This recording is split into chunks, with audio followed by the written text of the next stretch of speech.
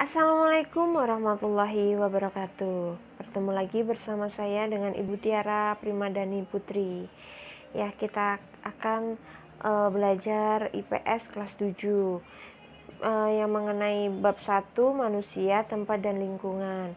Subbabnya mengenai potensi sumber daya alam dan kemaritiman Indonesia dan dinamika kependudukan Indonesia.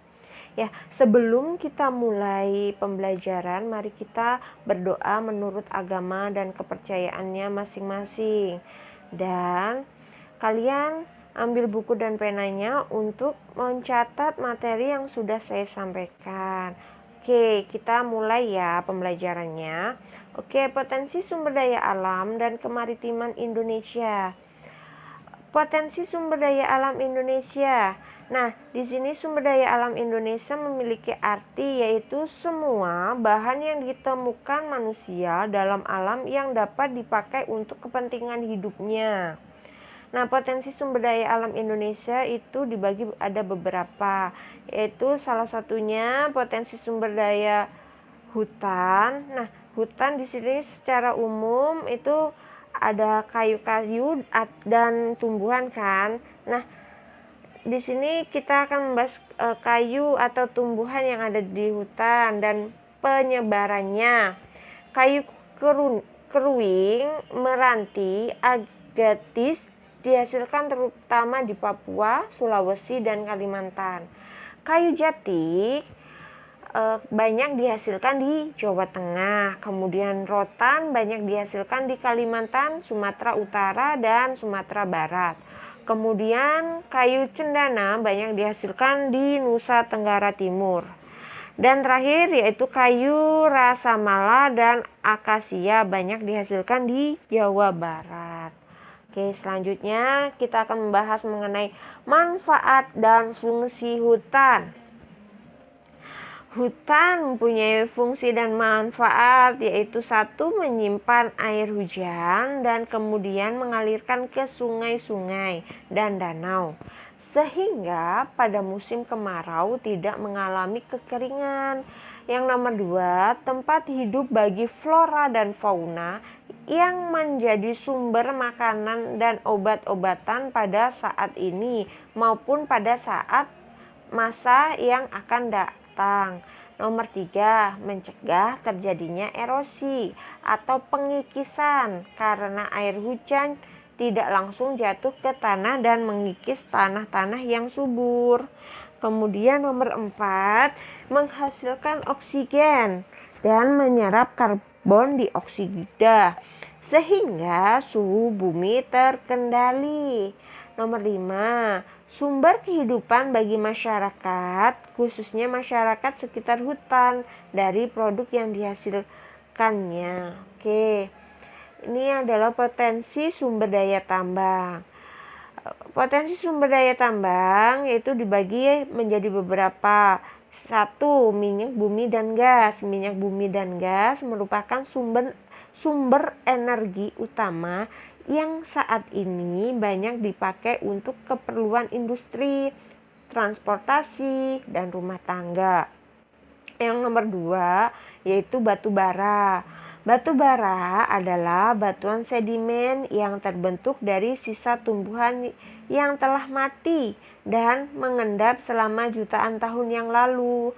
Energi yang dihasilkan batu bara dapat digunakan untuk pembangkit listrik, untuk kepentingan atau keperluan rumah tangga yaitu memasak, pembakaran pada industri batu bata atau genteng, semen, batu kapur, biji besi, dan baja, industri kimia.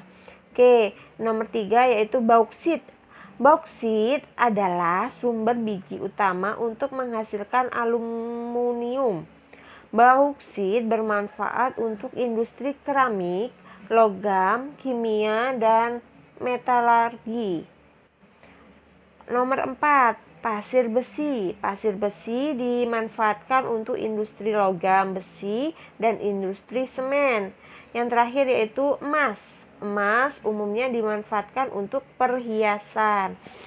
Oke, kita akan membahas mengenai dinamika kependudukan Indonesia. Dinamika kependudukan adalah perubahan jumlah penduduk pada suatu wilayah yang disebabkan oleh 3 faktor, yaitu kelahiran, kematian, dan perpindahan. Oke, kita akan membahas mengenai jumlah penduduk. Indonesia memiliki jumlah penduduk yang sangat besar. Berdasarkan data kependudukan dunia tahun 2015, jumlah penduduk Indonesia menempati urutan keempat di dunia. Di sini yang nomor 1 adalah Cina. Oke, nomor 2, persebaran penduduk. Persebaran penduduk adalah bentuk penyebaran penduduk di suatu wilayah atau negara. Apakah penduduk tersebut tersebar merata atau tidak?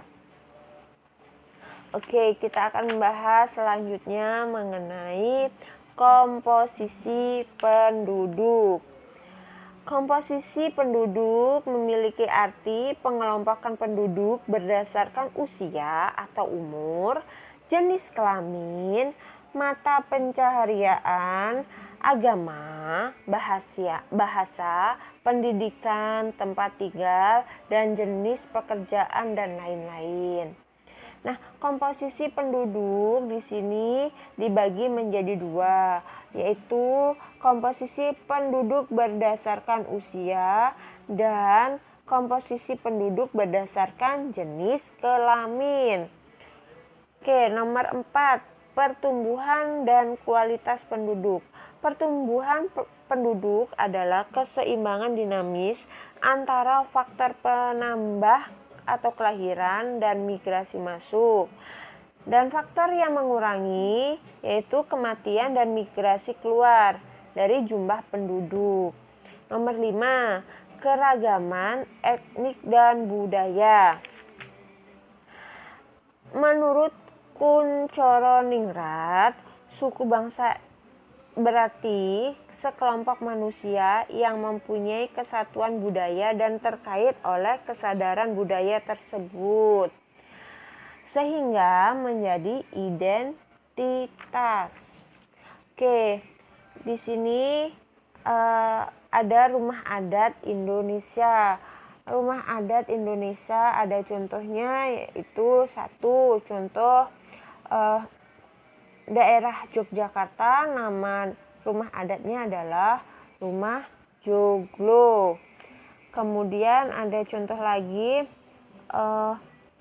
di Bali, nama rumah adatnya itu adalah Rumah Adat Gapura Candi Bentar.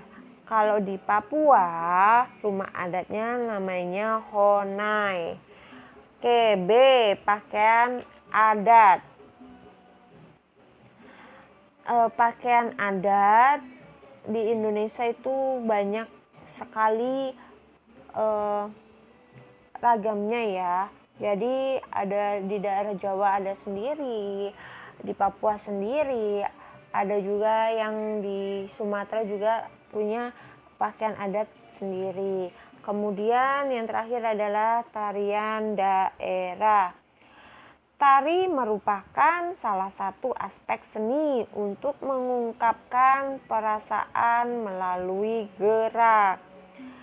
Tarian setiap daerah memiliki ciri khasnya tersendiri, biasanya memiliki makna dan simbol tertentu yang terkandung di dalamnya.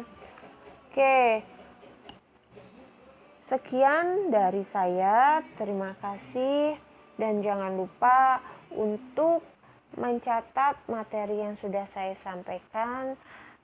Assalamualaikum warahmatullahi wabarakatuh.